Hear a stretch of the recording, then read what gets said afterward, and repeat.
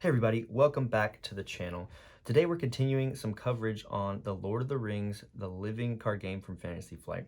And I wanted to make another video because although we went over a good bit of the rules and how to play, the one thing I did in the video I made about this game previously is I played with a specific deck made from one sphere of influence, one color, that came in the core set. And as I played with the core set decks, which the game encourages you to do, I realized that they're not really built for a solo experience. So you saw in the previous video, if you watched it all the way through, I really got creamed.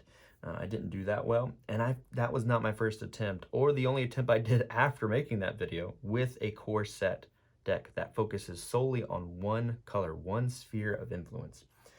And so I did a little research. I wasn't ready to give up on the game just yet, especially as a solo experience, which is the best way to play right now during the pandemic of 2020, which we're in now.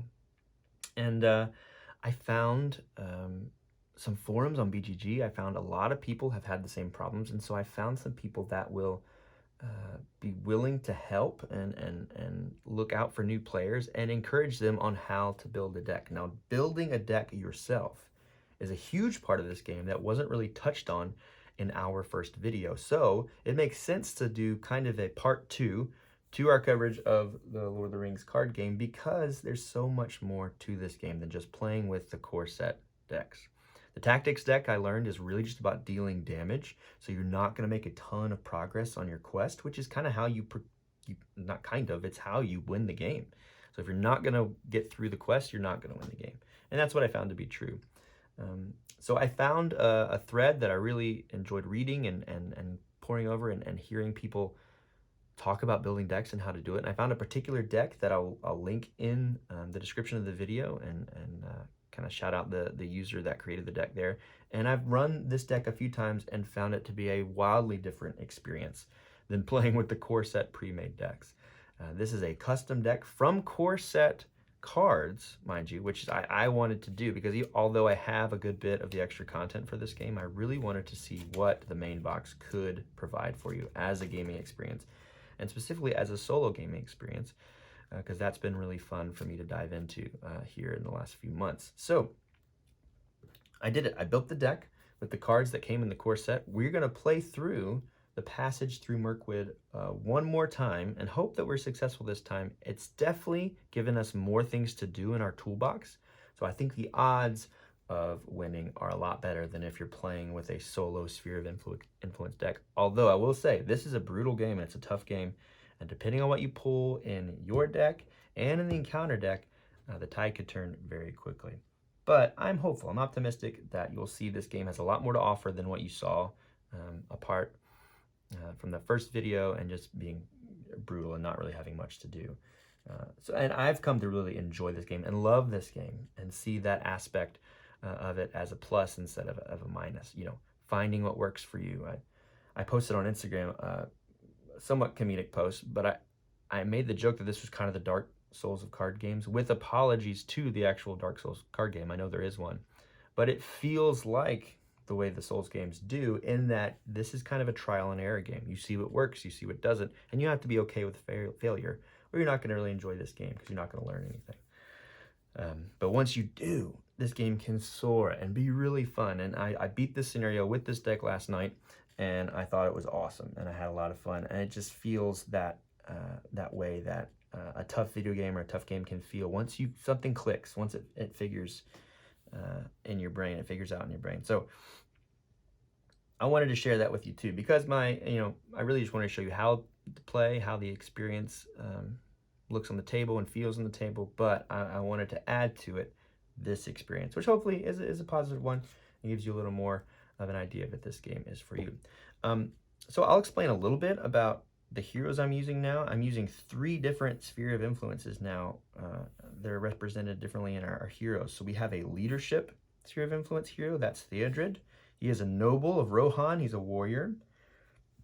We have a spirit sphere of influence hero in Eowyn. She's a noble from Rohan as well. They probably know each other. And then Beravor, a hero of the lore sphere of influence.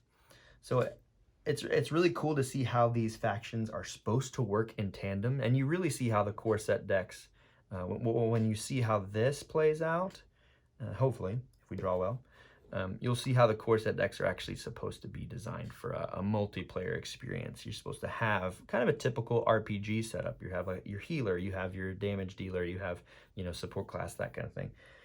But you can do that in one deck, and hopefully it comes together and makes beautiful music, and we escape the dim, dark woods of Mirkwood once more.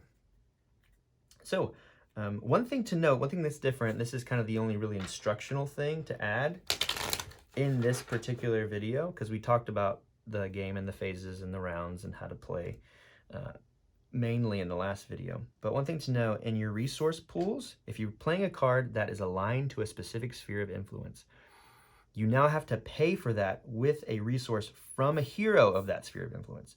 So in order to play a purple card, you have to play purple influences. To play a blue card, you have to play blue. So that's something to know. That's something also to juggle. That makes it a little more complicated, but again, can sing together and make beautiful music. We're going to try it. So we're going to try to make our way through the passage through Mirkwood. We need to start by drawing our hand of 6 cards. We'll see what we have here. Ooh, we have a sneak attack. Put an ally card into play from your hand at the end of the phase. If the ally is still in play, return to your hand. Oh, wow. That lets you kind of play without paying. Ooh, we got 2 Gandalfs off the bat. Okay, so you in kind of tournament rules and deck building rules in this game, you can put no more than 3 copies. Gandalf really is a powerhouse card in this core set deck, and sure enough, we can put him out up to 3 times, which is pretty crazy. And we have the Erebor Hammersmith. After you play the Erebor Hammersmith, return the topmost attachment in any player's discard pile to his hand. You can mulligan, but I'm really intrigued to see what happens when we have 2 Gandalfs, especially with the sneak attack. So I think we'll roll with it. It's kind of crazy. One thing I like about these heroes, too, is they have our starting threat a little lower. It's 29 with the tactics deck, I believe. This is 27, so we start at a smaller advantage there, and every little bit helps when you're playing the Lord of the Rings LCG. But shall we go for it? Shall we do it? Let's do it. It's the resource phase, so we're each going to earn resource. We're going to draw a card. Another Miner of the Iron Hills. There's a nasty card in this particular encounter, which is Caught in a Web, which lets your hero, or does not let your hero refresh at the refresh phase unless you pay 2 resources of their own pool. And so this guy lets you discard that condition, which is very, very valuable.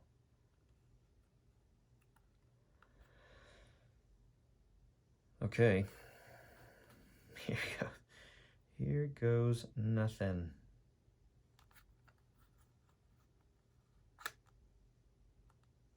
I think the only thing we'll do right now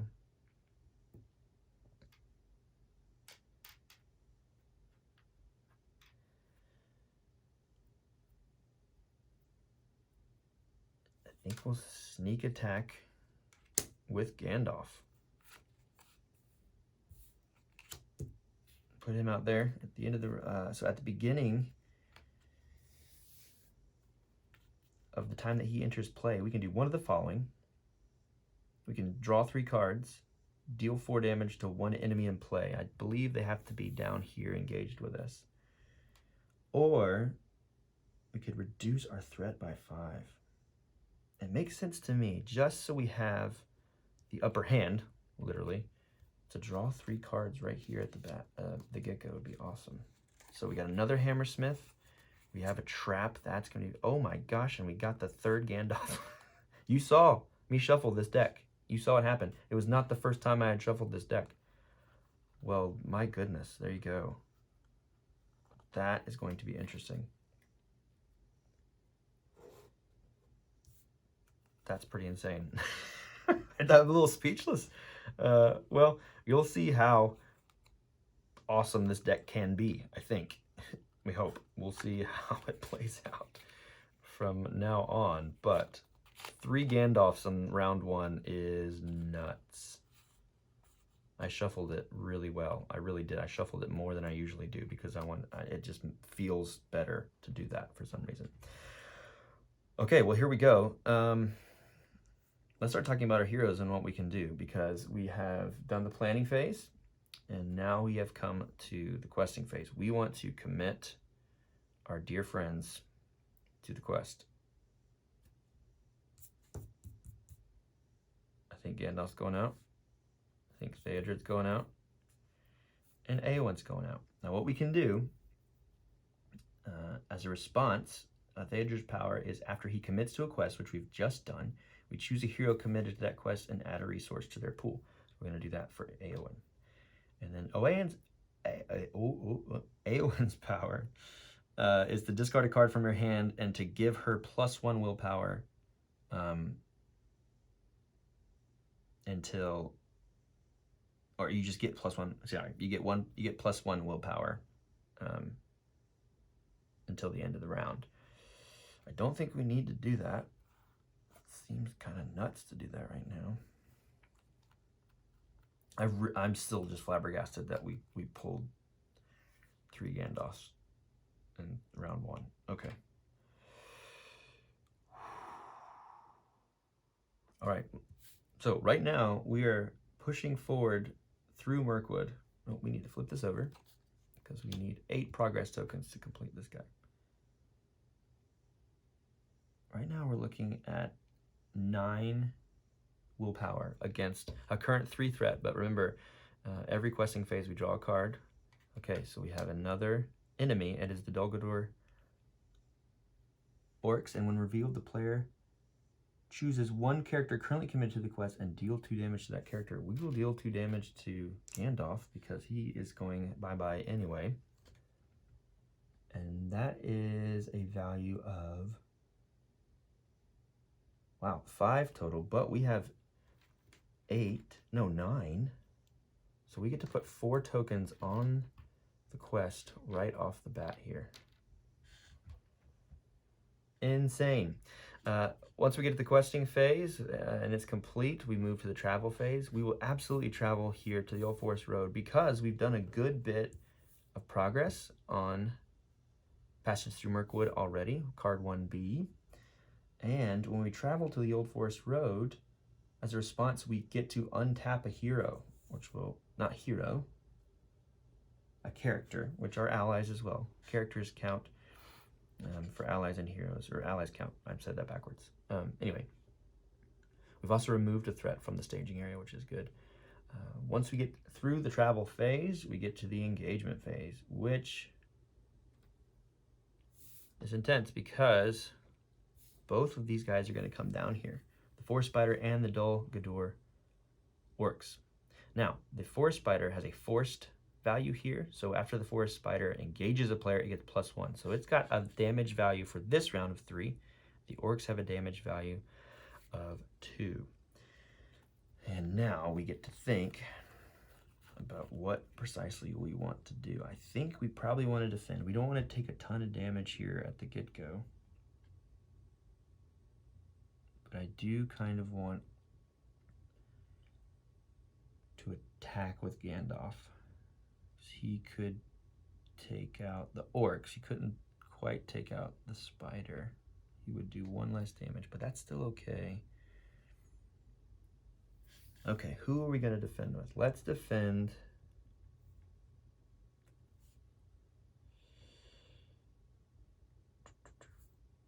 Spider, because it's going to do 1 more damage. And it's risky, but I think we'll leave the Orcs undefended. And hope the shadow effect is not too brutal. All right, shadow effect for the Spider. Already hitting for 3. No shadow effect. Location card. Here we go. Shadow effect for the Orcs. Yes. Ungulate Spawn. Raise defending player's threat by 4.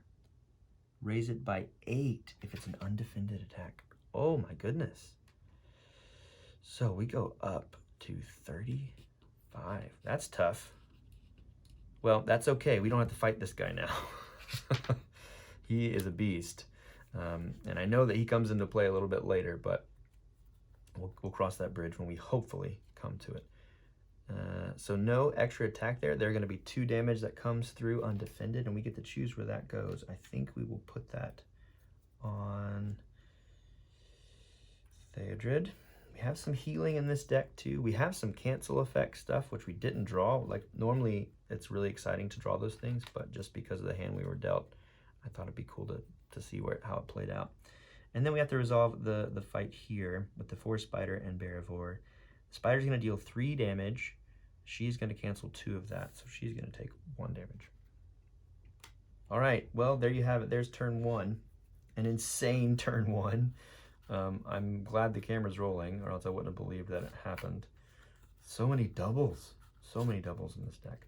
So at the end of the round, it's the refresh phase. We'll refresh our people, but our fair wizard goes bye-bye, and I have a feeling we'll see him again soon, believe it or not. So in the resource phase, we get resources. We also need to increase our round counter, our threat counter. That's an insane shadow effect. Ungulate Spawn, shadow effect is crazy. We get to draw another card. Okay, here we have the Steward of Gondor title. It's an attachment. We can attach it to a hero, and that hero gains the Gondor trait. And then we can exhaust this card to add 2 resources to the attached hero's resource pool. That is an amazing thing to put on Eowyn, because this deck is full of those cancel effects, those one-off kind of event cards, and we want to build up her resource pool as quickly as possible. In fact, right now we can go ahead and exhaust it and give her 2 more.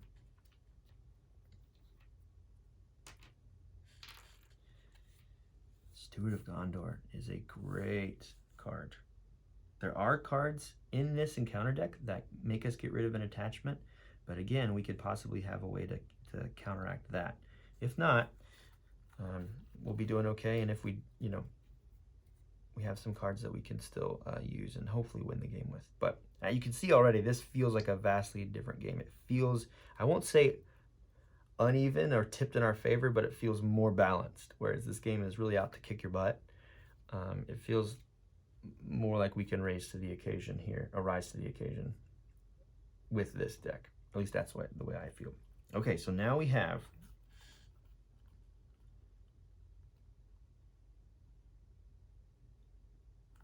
all these. Oh, one thing that we forgot to do, we did attack with Gandalf, so these guys should be gone.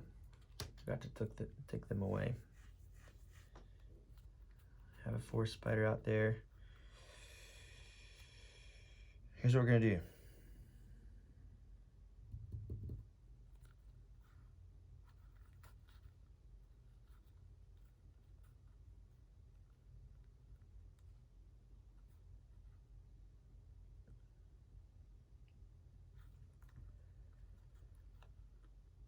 We're gonna play another Gandalf.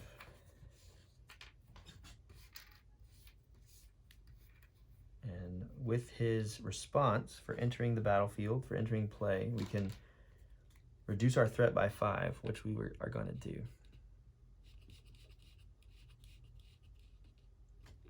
Now he's out there.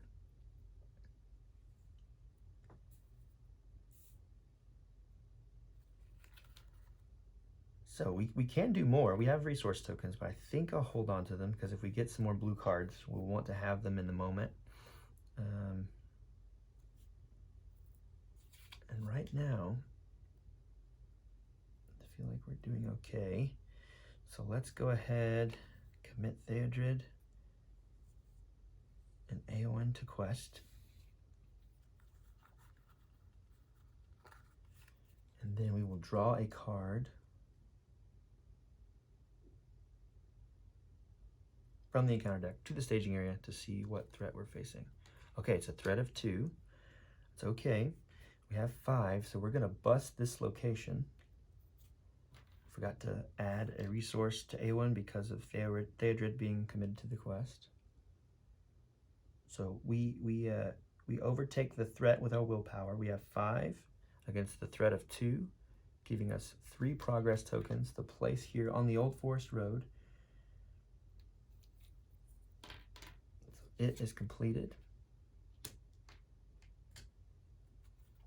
And now what we can do is travel, which I think we want to do, although this is a nasty location.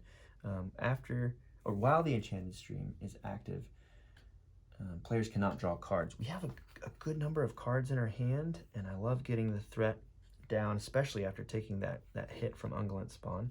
So we're going to go ahead and travel there. I think we'll be all right. So there is our first few phases of that turn done. Just thinking here, make sure I do want to travel. Yeah, that's your travel phase done. It's the engagement phase. No other monsters to come down. And now we enter the combat phase. We are going to block with Bearvor once again, and then we will try to attack with Gandalf. So not before a shadow card comes out. We'll reveal that shadow card. There's no shadow effect. It's another location. It'll go there. And he is going to deal 2 damage. She will block both of those damage. We will engage the spider with Gandalf. He will deal 4 damage. The spider will block 1. So we'll be able to put 3 damage tokens on the forest spider. And it is now refresh phase. We refresh everybody. Say goodbye to the Fair Wizard, knowing we have another one again, which is just insane. I will go ahead and exhaust Steward of Gondor. Add 2 resources. Eowyn. Everyone else gets a resource. And normally we would draw a card because this is the resource phase, but because of the enchanted stream, we are drawn to its wiles, and we cannot draw a card. Let me read the flavor text here. There is one stream there, I know, black and strong, which crosses the path, that you should neither drink of nor bathe in, for I have heard that it carries enchantment and great drowsiness and forgetfulness. Love the way Tolkien writes. Love the way he writes. Well, now it's time to commit to the quest again. I think we'll just commit Eowyn this time, so we can have another damage dealer in case we draw another monster. Let's see what we draw. So we have 4 willpower. Oh, and here is a treachery card. When revealed, deal 1 damage to each exhausted character. Nothing we can do in our hand. That's okay. Eowyn hasn't taken any damage. We'll give her 1. And that's that. But crazy thing is, you know, no treachery. I'm sorry, no, there's a treachery. No threat in the staging area. So our 4 willpower gets to be applied to the stream.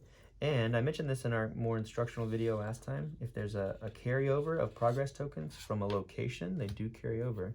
So we are up to 6 on our first card, which is awesome.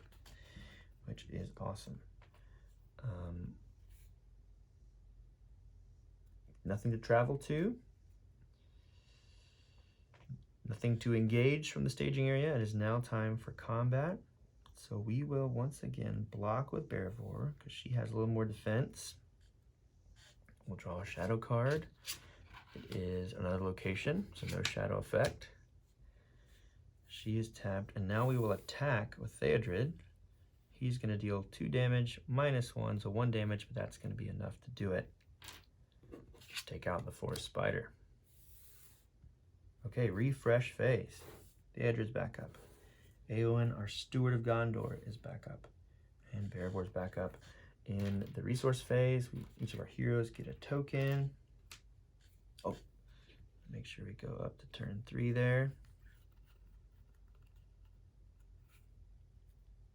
And we get 1 more.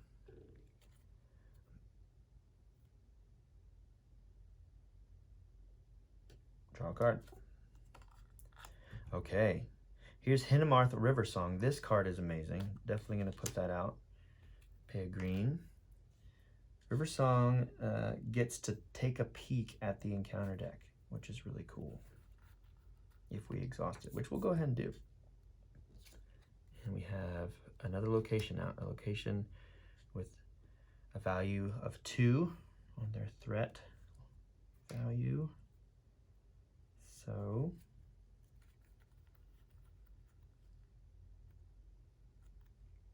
what do we want to do?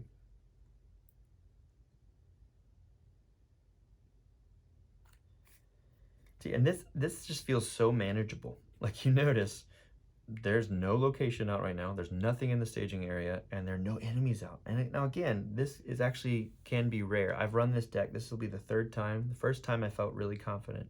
For about half the game, I felt the tide shift in my favor halfway through the game. The second time I played through, I didn't do well at all.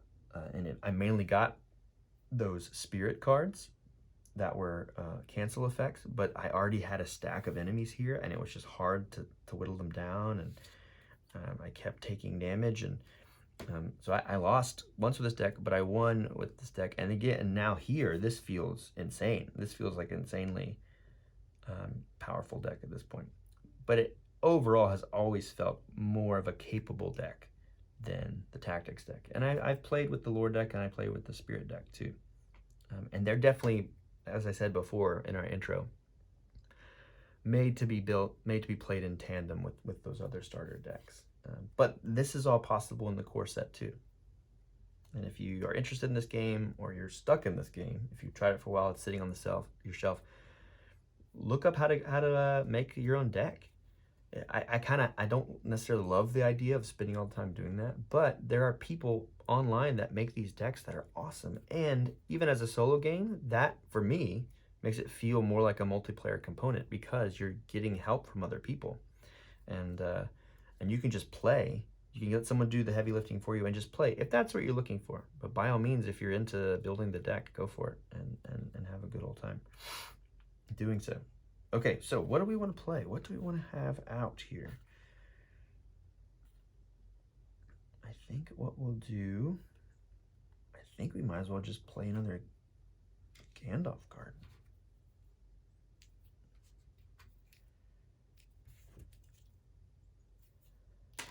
Might as well, we have it. You know, location's gonna go out. So after he draws, or enters play, excuse me, we can draw 3 cards, deal 4 damage to an enemy, or reduce threat. Threat feels okay. I think we might go for the 3 cards, just so we can see a little bit more of what this deck has to offer. And here we go. Here's some blue cards. Here's another sneak attack, which is awesome. And here's a guard of the Citadel. Yeah, so there are a lot of foot soldiers in this deck. If you get them, if you know, they're dealt to you, they are an awesome line of defense. They're kind of sacrificial cards, but they keep your heroes protected, and that's going to keep you in the game much longer. Okay, so what do we want to do?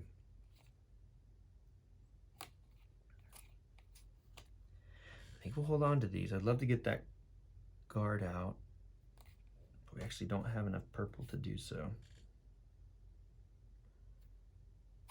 Whoops. That could have been bad. Okay.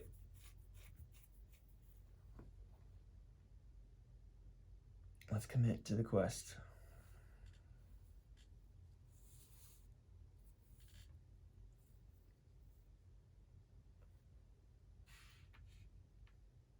Bearvor. We might as well commit everybody, right? That's insane. I think we have to commit everybody because we know a location's coming. Yeah, might as well put a let's put a green token out since she's committing to the quest too. And in fact, we will get 4, 5, 6, 7, 8, 9, 10, 11 against 2. So we're gonna do 9 progress tokens. 7, 8, 9. This is just crazy, which we can't even, we can't even really do. Actually, yeah, I should have noticed that. We can only actually put 2 more on here. So we won't do that. I'll take it back a little bit. I know that some hardcore people might not think that's cool to do, but it's not really going to affect us. Plus, I want to be able to exhaust a hero to travel as well. So we'll commit these 2 folks, and they will have plenty to bust this first card. So that is going to put us at 3. And you can only add those 3. That puts a total of 9. So the first card's down. First card down. And now we are at a fork in the road. As you move through Mirkwood, hounded by spiders, the forest path forks before you. Unsure of what lies ahead, but spurred by the urgency of your message, you choose a path and proceed. Forced. When you defeat the stage, which we do so by placing 2 progress tokens on it, proceed to one of the 2 chosen path stages at random, which are the last 2 cards here. And there we go. There we have it. Kind of a wasted Gandalf this turn, I think. We're going to travel here. We're exhaust Barivor to do so. Nothing to engage, nothing to fight. That's that. Gandalf goes away. We'll refresh everybody.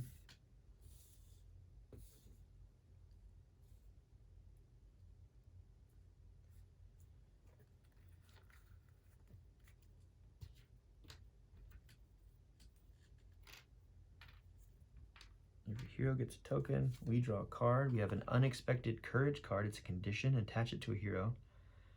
We can exhaust this card to ready the attached hero, which is great. We'll attach that to Daedra. And we'll spend 1 green and 1 purple to do it. So we also want to put out. Oh no, sorry, I didn't do that right. 1 purple. Oops. 1 green go back. So that's a blue card. So we have to pay with influence. That's blue. And then we have to pay 2 purple to put out the guard at the Citadel. So we did that. That was almost a disaster there. And I think I've done it again. I forgot to increase our round and threat counter. So what do we do here? What do we do? First, I think we exhaust River Song. We're going to take a look at what's coming. It's a forest spider with a threat value of 2. So let us exhaust these 2 folks. We'll put a blue counter out.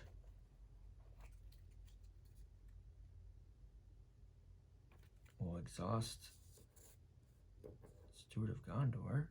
Put 2 more out, just in case we need them. And yeah, so we have now 5 willpower going towards the quest. We know it's coming. It's a threat card of 2, value of 2. So 5 minus 2 is 3. We'll put 2 on the Great Forest Web, and then we'll put 1 more on Fork in the Road. Whoop, those are the wrong tokens. And then we will exhaust Unexpected Courage to ready Theodred.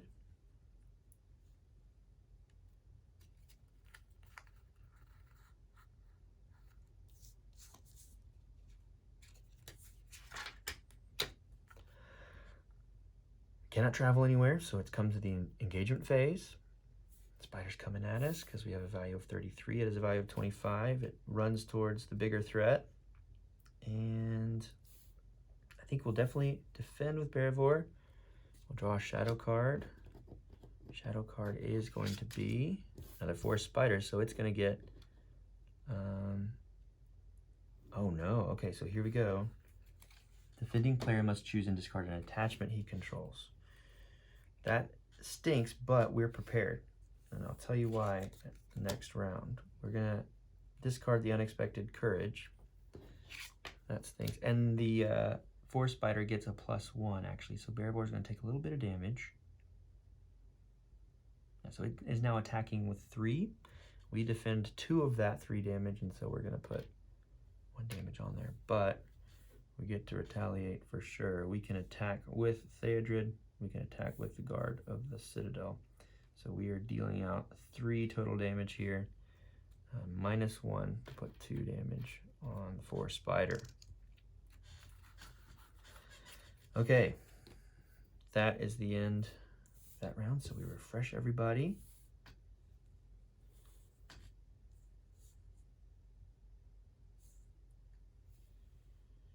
Increase our threat, 34. Increase our round to 35.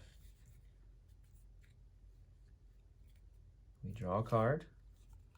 Okay, this is a great card. This is the Galadrim's Greeting. As an action, we can reduce one player's threat by 6 or reduce each player's threat by 2. That's a cool card there. Put out 3 resources for our heroes. We'll also go ahead and exhaust Steward to get Eowyn 2 more. We're just stockpiling blue resources over here, which is an awesome thing. And in our planning phase, we're actually going to play this guy, the Erebor Hammersmith.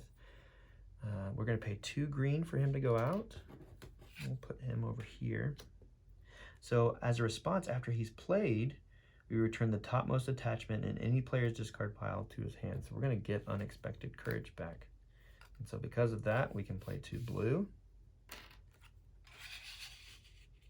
And put that back on Theodred. And see, you start to see how this deck and how specifically the Sphere of Influences can work together in a solo deck.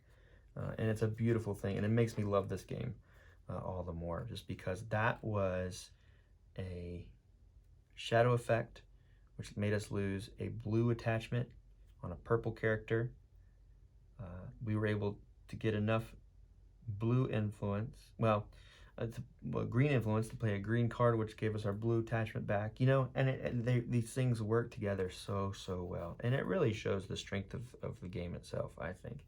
I knew there had to be something I was missing when I was playing a purely solo experience. Again, that's the caveat you have to remember. It probably works better with other players. And I was just, anyway, so I was playing as a true solo experience and just getting trounced over. I played this scenario with a tactics deck probably 6 times. And I never made it past the first card. You know, and in that first turn, you saw we got it done very quickly. Okay, so we're still in the planning phase. We could put more stuff out if we wanted to.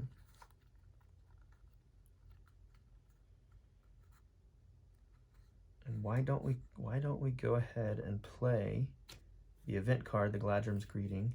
It costs 3 blue. We'll put 3 blue out and reduce our threat by 6. So we're back down to 28. Yeah, so back down to our, I believe our starting threat, which is insane, and that's round 5, right, our starting threat. It's a powerful deck, a well thought out deck, and a fun to play deck. And, you know, I was dreading playing the future scenarios, the ones that even come in the core set, and all the expansions I have, but now I'm excited because I feel somewhat capable, and I know how the game works a little better. And it just took practice. Really, it took practice and planning. So that's the planning phase. Now it's the questing phase. We're going to exhaust River Song, see what's coming. Okay, it's a Dol-Guldur Beastmaster. This guy's bad news. He's a 2 threat, but he's a pretty powerful enemy. But he's not going to engage us just yet because our threat is now so low. But we'll have 2 threat to contend with in our willpower. So we will exhaust Eowyn. We'll exhaust Theodred. We'll exhaust... Nope. I think we'll just exhaust those 2 because, again, I don't want to do too much that I need to. And that should be plenty. That should be plenty there. And I want to go ahead and exhaust I could just exhaust Eowyn, but I want to exhaust Theodred too because he adds you some more resource there. Okay, so we'll reveal this card. This is the Beastmaster. When he attacks, he gets an additional shadow card, 2 shadow cards, which is pretty nasty, but I hope we can make short work of him because of that. But again, he's not going to come down yet.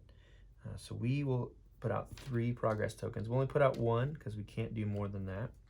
And we've completed the second card. And now we choose one of these at random. A chosen path. So here we go. Here's the one we're going to choose. We are going to get Beorn's Path, Passage through Mirkwood. And just so you know, if you're watching these videos purely for information and not necessarily on the edge of your seat and knowing that the scenario is going through, if you're not in it for the story, I'll go ahead and show you what the other one is. I know what it is because I've played it before, but this is a 0 value option that you would have to go through, but you have to make sure that you fight Ungulate spawn. Each player must search the encounter deck and discard 1 spider of his choice and add it to the staging area. The players must find and defeat Ungulate's spawn to win the game. So we'd already seen him go through. I believe he'd gone through. Maybe not. There's a lot of spiders. So you'd have to find him and fight him, and that's how you win. This one is purely more of an exploration. I kind of prefer that, actually. I like that. I like the combat in this game, but I love more so kind of balancing the risk and reward of the questing. I think that's cool. So here's what we're going to do. We're doing Bjorn's Path. You attempt to follow a secret hidden trail to avoid the enemy. We cannot defeat this stage while Ungoliant's spawn is in play. So if the spider was out, we couldn't defeat it. If players defeat this stage, they have won the game. So if he was out, and again, I can't remember if we saw him or not. We may still see him. If he comes out, we have to defeat him. If he doesn't, we can just throw 10 progress tokens on there, and we've completed scenario 1 with our super awesome deck here. But we'll move from that phase onto the engagement phase. The Beastmaster is not going to come down just yet, but we do have a forest spider to contend with. I think what we'll do here is defend with her again.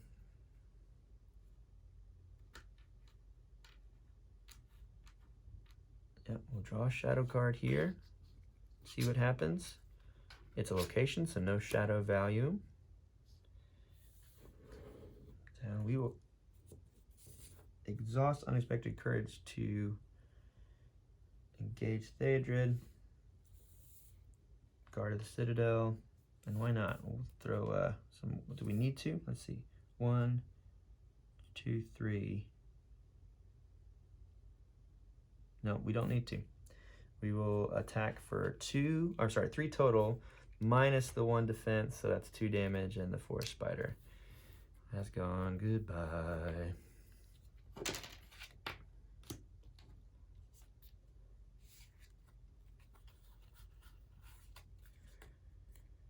It's now come to refresh phase. We'll increase our round counter to 6, our threat up to 29. Oop. Draw a card. Another Guard of the Citadel. Get a resource for each one of our heroes. Go ahead and keep getting more for Eowyn, just in case we need it.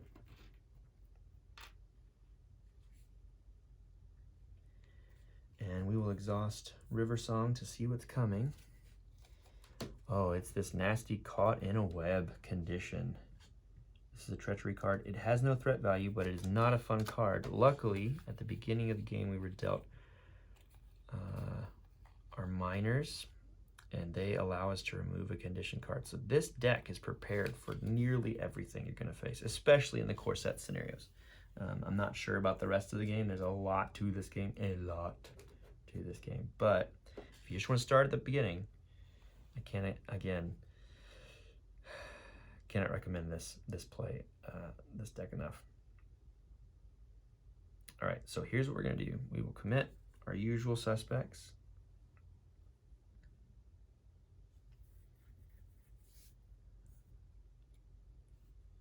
See, we only need 10, right? So this would put us at 5.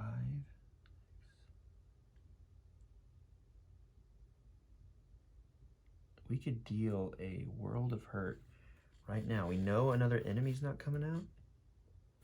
So let's commit everybody to the quest. And that'll put a big old chunk on Bjorn's Path. So right now we have 1, 2, 6, 7, 8, 9.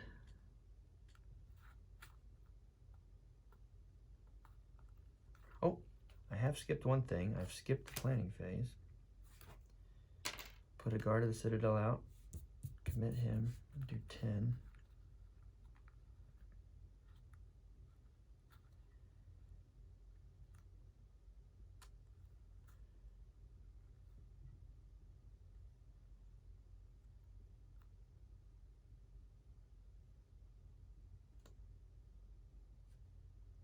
-2.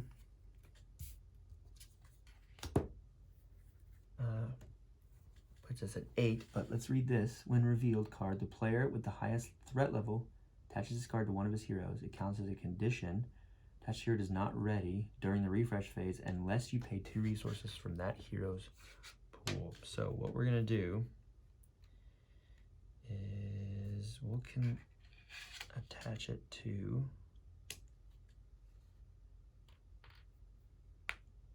our ranger, knowing that we have something to deal with it. So I said 10 -2, that's 8 progress tokens right here.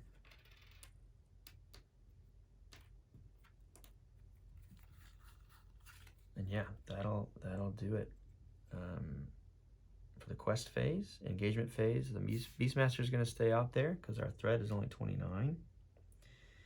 And no combat because there's no enemies engaged with us. We'll go ahead and pay the 2 because we have them. Refresh everybody. Didn't even need to use Unexpected Courage.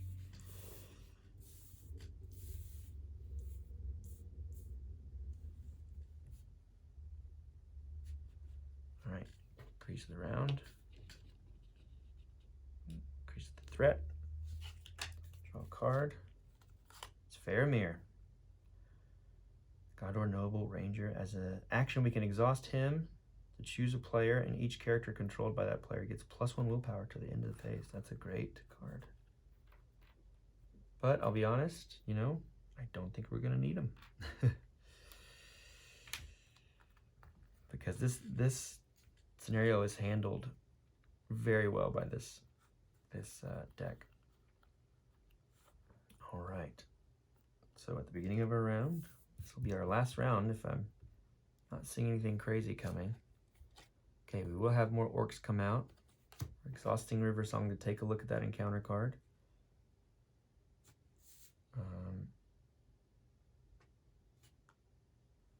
And here's what we can do. We can pay 2 green to put out the Miner of the Iron Hills to get rid of a condition card, so that nasty treachery goes away. You know, and I'll just say, for the sake of wrapping up this video, and not to sound too, you know, hyperbolic or that, you know, I'll go ahead and finish up there. We'll commit everyone to that quest. It's -4, so let's see. We have 1, 2, 3, 7, 8, 9, 10. -4 is 6. We just need 2, and that'll get us to the 10 progress tokens we need, and we'll win the game. Yeah, so I just wanted to give you a little bit of a glimpse of what is possible in the game. I think we did a good job explaining how to play the game, and then you know, the gameplay wasn't great in my opinion for the last video because it really just showed how brutal this game can be. But there are so many options at your disposal, and you get to see what's possible with I think this playthrough in this deck, and I hope you'll check it out. I'll put the link in the description. As I mentioned, you can build this deck for yourself, give it a spin, and then make it your own. You know, play around with it, do whatever you want with it. But I have just been so excited to find something that works. To get through the first scenario, I felt like I was having a terrible time with the game.